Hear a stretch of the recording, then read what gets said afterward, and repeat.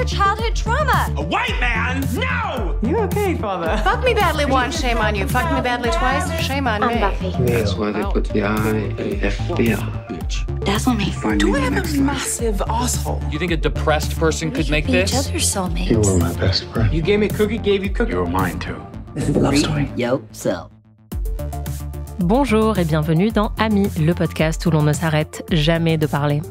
Cette semaine, dans Amis, on va vous rediffuser un épisode que vous attendez depuis longtemps puisque c'est l'épisode qu'on a enregistré en public au Festival Pod Paris. C'était un épisode sur X-Files, plus précisément sur le pilote d'X-Files. On a très très hâte que vous puissiez le découvrir. Mais en attendant, comme tous les week-ends, le pic de la semaine.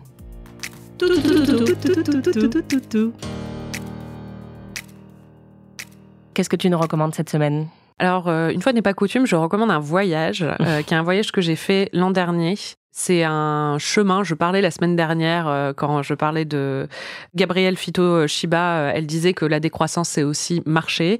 Et l'an dernier, je suis partie en Écosse, en train, jusqu'à Glasgow. Et on a fait en fait une marche de 7 jours qui s'appelle la West Highland Way, qui est le chemin d'itinérance, de randonnée itinérante le plus connu d'Écosse. C'est 154 km en fait entre Glasgow et Fort Williams et qui traverse les Highlands et la région de Glencoe pour donc rejoindre la partie plus au nord de l'Écosse. Tout se fait à pied. Et déjà, c'est des paysages absolument stupéfiants de beauté. Enfin, j'ai rarement vu des choses aussi belles. Et il y a vraiment des journées où on est dans des paysages très reculés qui sont accessibles que via cette randonnée itinérante. Donc, il n'y a pas des gens qui feraient une randonnée d'1 ou 2 heures pourraient pas y accéder. Donc, on est vraiment assez isolé et face à une nature à couper le souffle, vraiment. Il y a la météo écossaise qui fait des siennes, mais qui en même temps fait partie du charme aussi. C'est-à-dire qu'on peut avoir, en plus, c'est très changeant du matin au soir.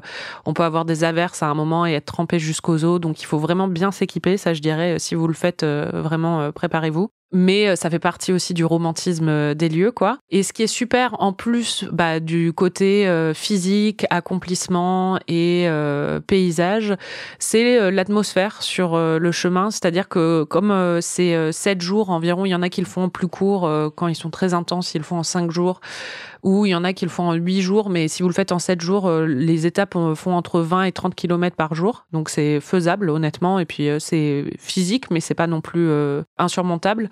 En fait, on recroise les mêmes gens. Donc, il y a des personnages qui se créent un peu. Il y a des groupes. Nous, on avait un groupe d'Italiens qui était très marrant parce que quand il pleuvait, ils sortaient les parapluies, quoi. Enfin, sur un chemin de randonnée et ils s'arrêtaient toutes les 3 minutes pour prendre en photo les moutons. Mais Moi, il y avait... je suis ce genre de randonnée.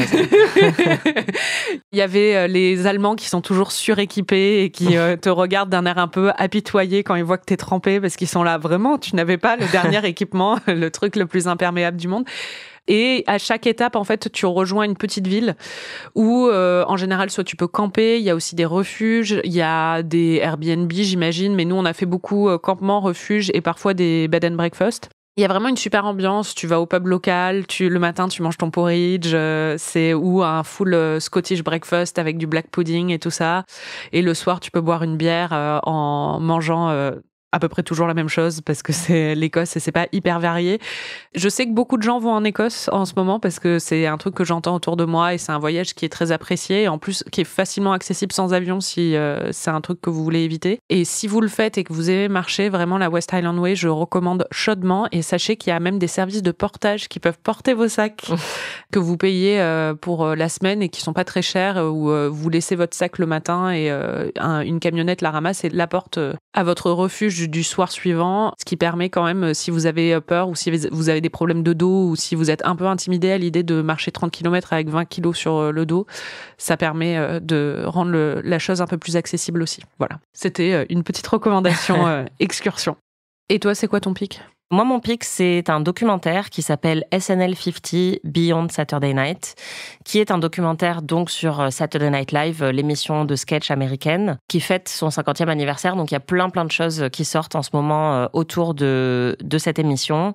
C'est une émission qu'on adore toutes les deux, qu'on a beaucoup regardée et que j'essaye de regarder autant que possible. Et les épisodes sont généralement disponibles sur Canal+.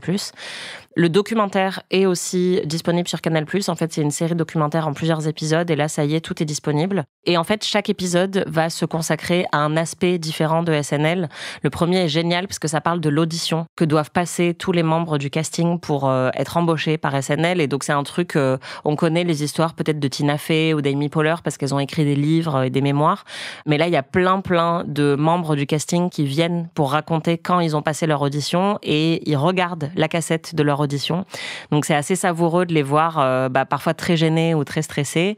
Le deuxième épisode, lui, il est consacré à l'écriture. Donc là, on voit vraiment les scénaristes et notamment ceux qui vont peut-être jamais passer à l'écran puisqu'il y a des membres d'SNL qui écrivent les sketchs et qui jouent dedans, mais il y en a aussi qu'on voit jamais.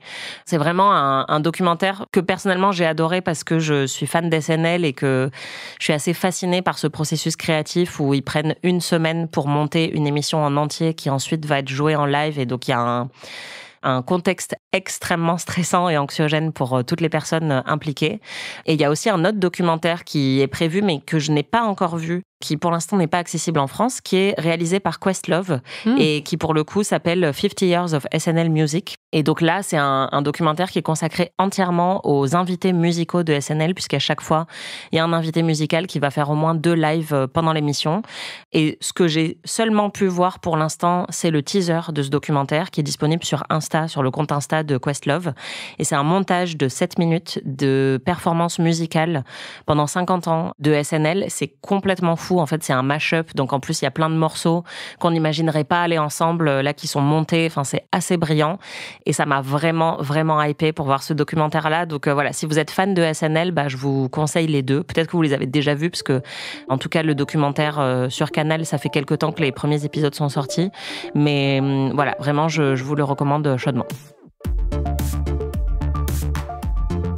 C'était le pic de la semaine. On se retrouve vendredi pour un nouvel épisode consacré à nos séries préférées. Ami est un podcast d'Anaïs Bordage et Marie Telling, produit par Slate Podcast. Production éditoriale, prise de son et réalisation, Aurélie Rodriguez.